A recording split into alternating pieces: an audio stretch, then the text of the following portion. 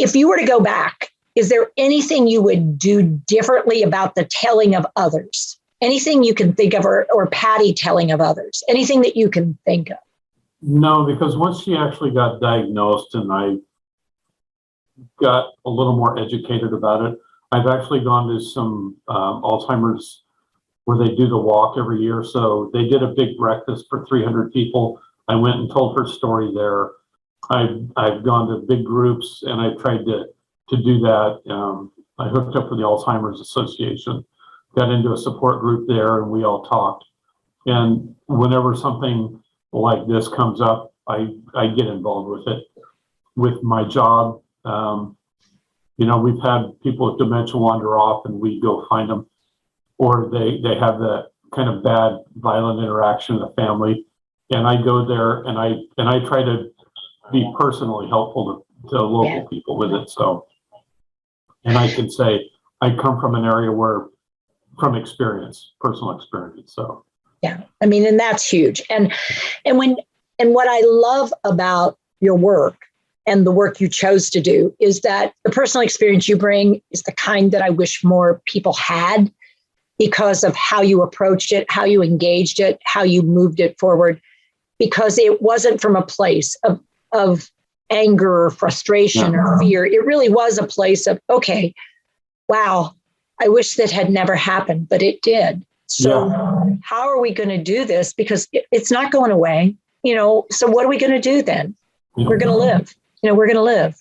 And, part of what I told people and I tell people now is, this is what's going on now, but you need to plan where you're going to be in a year. And then what ends up happening is that, you're just looking ahead, but that person is moving back to you. So it usually gets to you before a year, but at least I had a chance to think about it. Right. And it's not a huge shock. So you're not hitting the wall over. I mean, you saw it as transitions, not, oh my gosh, she's losing skills. It's like, well, yeah, here it is. Here's our transition. What can we stabilize at? Yeah. And that makes all the difference in life. Yeah. Truly. It's not, you can't plan to where you're going, but you can look to where you're going. And, then you at least have a little bit of information and a touch of planning in your head. Yeah. And so, okay, wow, this was an unexpected branch.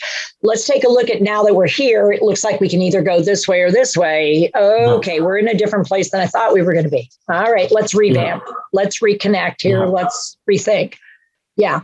So, Dale, thank you for your willingness to share, because this is that telling of that stuff. How did you start saying it? I'm going to ask you for the details. So you call and you make the phone call. You call me and you say, how do you start that conversation out? Well, a lot of people, I think, started noticing that, and so we had some new friends. This is kind of jumping. Patty had already been diagnosed. So a new couple came into our fold. Mm-hmm.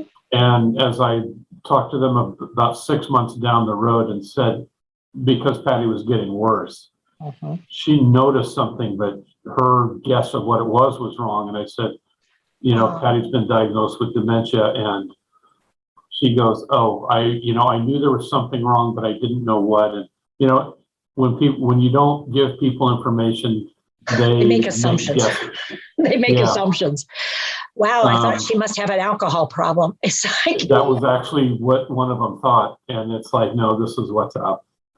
But it was, it was just, hey, I've got something to tell you. And, you probably noticed some changes in Patty. Well, this is, the diagnosis that we got, or that she got. And, and me, I didn't know where it was going to go or where it was going to lead.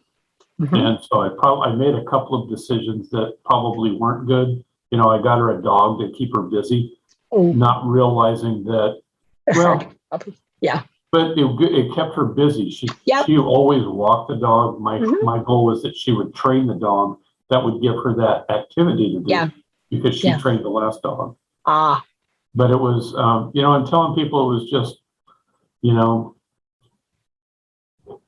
breaking it to them. And they, like I said, telling her friends back in Utah, that was the hard part because, it's like, I just, like you said, it's kind of like breaking a cancer news. Yeah. Kind of thing. So, and people aren't sure what to do with this dementia thing. I mean, cancer, and you say it's untreatable. It's like, well, should I make a visit? How long does she have?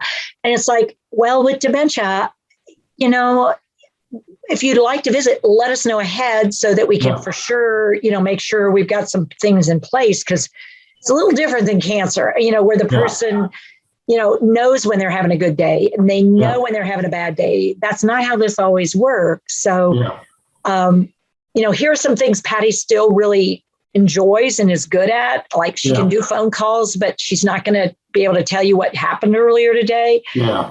And that was, and I did get a couple of people who did come to visit. And when she was in a care facility for the last couple of years. Mm-hmm. And the reason why is I had a 2-story house. All my bedrooms were upstairs. I had no way to have her downstairs. Yep. And there was one day when I saw her at the top of the stairs. And exactly. And it was the dazed look in her face, of like, I don't know where I'm at. So what I did is that's when I started making the arrangements for the care facility, because she wouldn't be safe at home. As long as there was some risk, but it wasn't high risk and it was manageable and there were some annoyances, but it was still doable. Yeah. That moment was your clear moment of, you either do this, Dale, or you run the risk of her getting endangered here. Exactly. And just like that. And it's truly just like this. And at least in a facility, there aren't steps. That one, so that, it's not going to eliminate all falls, but a fall down a set of steps, it's a one level, And for people who are looking forward and knowing that you have to do that, no matter how much you plan. That day you drop them off is hell.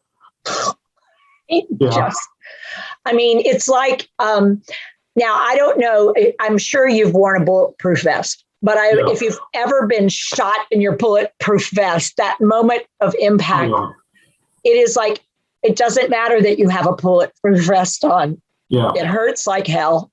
I mean, and it's just devastating. And you can plan for it. You have the protection in place, and yet there is nothing like it. It is truly that sense. It's not failure, but sure as hell feels like failure. Oh, yeah. Feels like abandonment. That's not what it is, but man. And I was really lucky. I knew I was doing the right thing, but it took me, 2, 3, 4 weeks to work my way through that. And I know it was the right thing. I was very lucky that she was 3 minutes away from the house. Yep. So I could go see her, and I'd go see her 2, 3, 4 times a week. Yeah. And I would spend, anywhere from an hour to 4 hours with her. Yep. And it's amazing how many people in those care facilities don't have anybody to come visit them.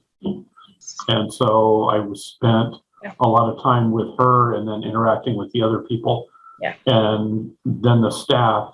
And that became my new family again. Yeah. And so that was, those transitions are hard. Yeah.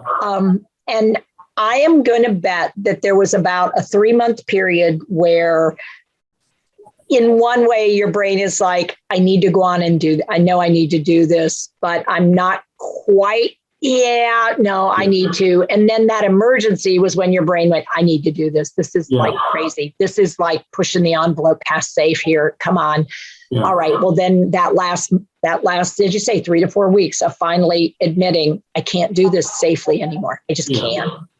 And it's not that I'm not trying. It's just this environment is not going to allow it. So you need a transition. Yeah. So I want to say thank you.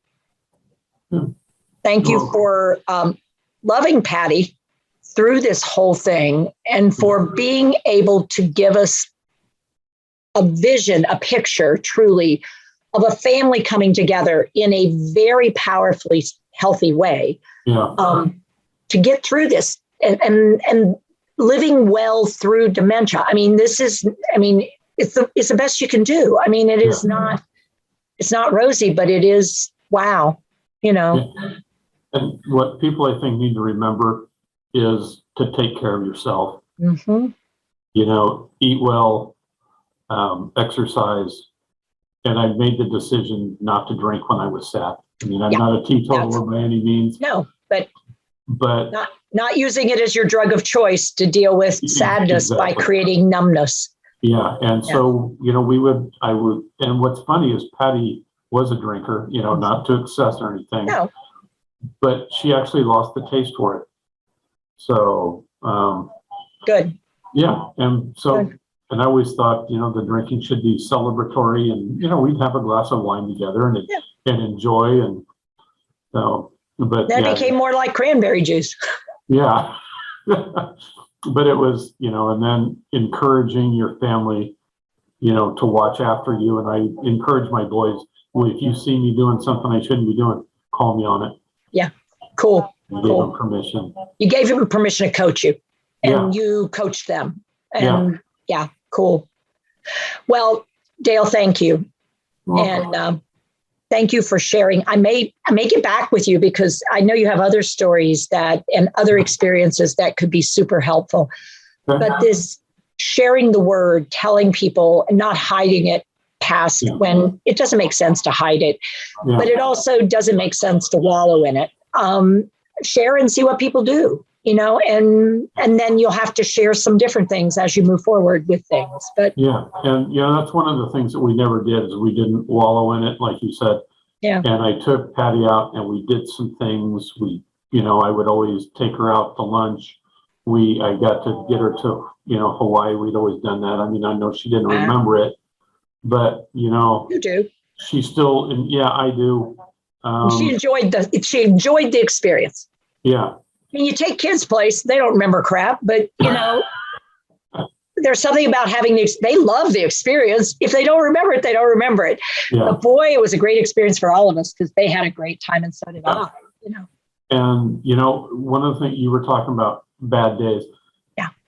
Truly, in the 2 years that Patty was in the facility, she only had probably 2 bad days. Wow. She was just the nicest person. Wow. She would hang out with the nurses and people like that at the nurses station. And they just enjoyed having her around, and she was no trouble, and she never got that violent thing that you hear about people. So it was. Wow. Well, I am going to frame that a little differently. The way you led her through this condition and the way you and your sons provided her support and who she was, when you combine those two together, you offered to the people who were in that facility a human being that was not traumatized by care. Yeah. And that's a huge difference. Yeah. So thank you for being so careful to never traumatize Patty. Yeah. Because I think all too often we don't recognize how our own distress about an inability could be a traumatizing event for someone, and a shaming event and an angry inducing event, because you make me feel so small and so little and so incompetent. And I'm so miserable and I don't even know what happened. But when the next person comes along and does it, boy, if I have it in me at all, it will come flaming out. So I think, no, Patty didn't have it in her, but I think you all did such an amazing job of loving her well and caring well, that she went into that situation knowing she was loved and cared, and it never stopped. It never went away. It didn't.